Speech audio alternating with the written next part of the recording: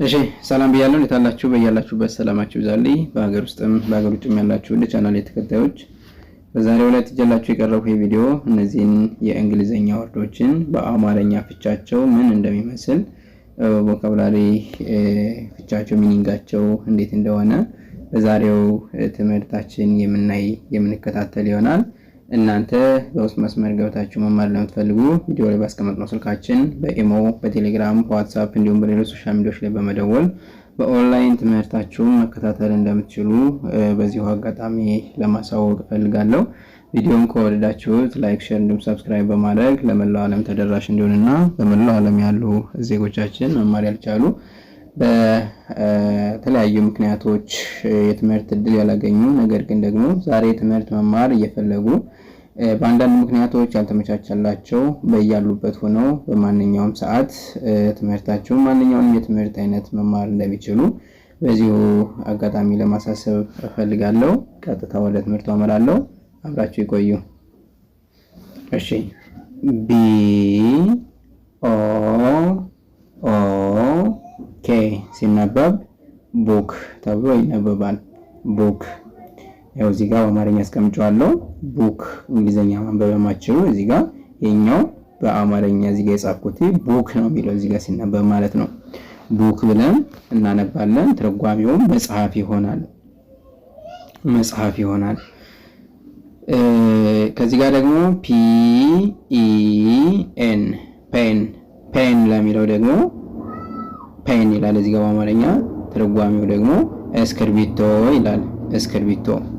እሺ ከዚህ ጋር ሲ ኤች ኤ አይ አር ሲነበብ ቼር ቼር ማለት ወንበር ማለት ነው።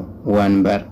እሺ ከዚህ ጋር ደግሞ ቲ ኤ ቢ ኤል ኢ አንድ ላይ ቴብል ቴብል ማለት ጠረጴዛ ማለት ነው።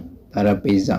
እሺ ከዚህ ጋር ኤች ኦ ዩ ኤስ ኢ ሲነበብ ሃውስ ሃውስ ማለት ቤት ማለት ነው። ቤት። እሺ ከዚህ ጋር ደብሊው ኤ ቲ ኢ አር ሲነበብ ዋተር ዋተር ማለት ውሃ ማለት ነው። ውሃ። እሺ እዚህ ጋር ደግሞ ኤፍ ኦ ኦ ዲ በአንድ ላይ ሲነበብ ፉድ ተብሎ ይነበባል። ተረጓሚውም ምግብ ማለት ነው። ምግብ። እሺ ከዚህ ጋር ደግሞ ኤስ ኤች ኦ ኢ ኤስ ሲነበብ ሹዝ ተረጓሚው ጫማ ይላል። ጫማ። እሺ ከዚህ ጋር ደግሞ ደብሊው አይ ኤን ዲ ኦ ደብሊው ዊንዶ ዊንዶ ማለት መስኮት ማለት ነው። መስኮት። እሺ ከዚህ ጋር ደግሞ ዲ ኦ ኦ አር ዶር ዶር ማለት በር ማለት ነው። በር።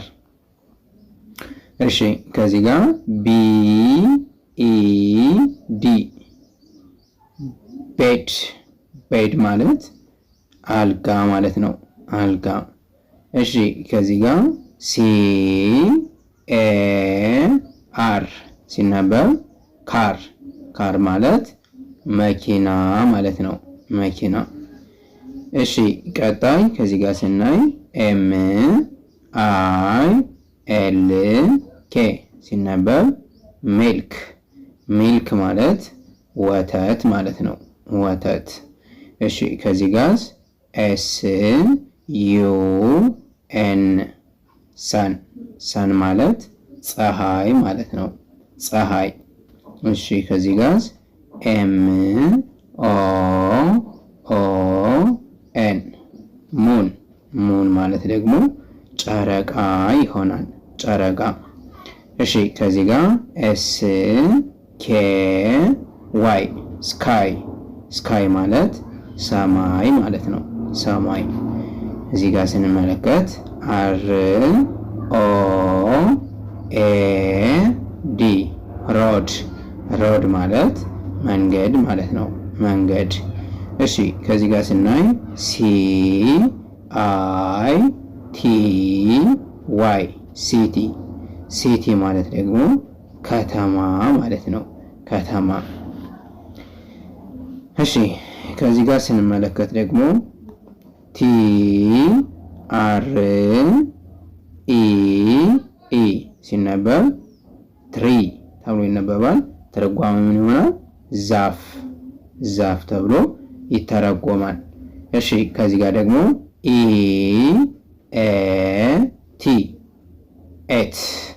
ኤት ማለት መብላት ማለት ነው። መብላት። እሺ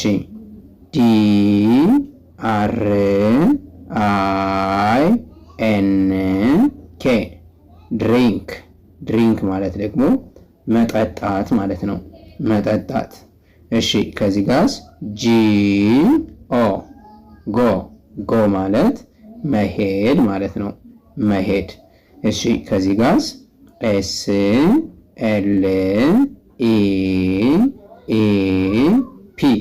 SLEEP ስሊፕ ማለት ደግሞ መተኛት ማለት ነው። ኦኬ እዚህ ጋር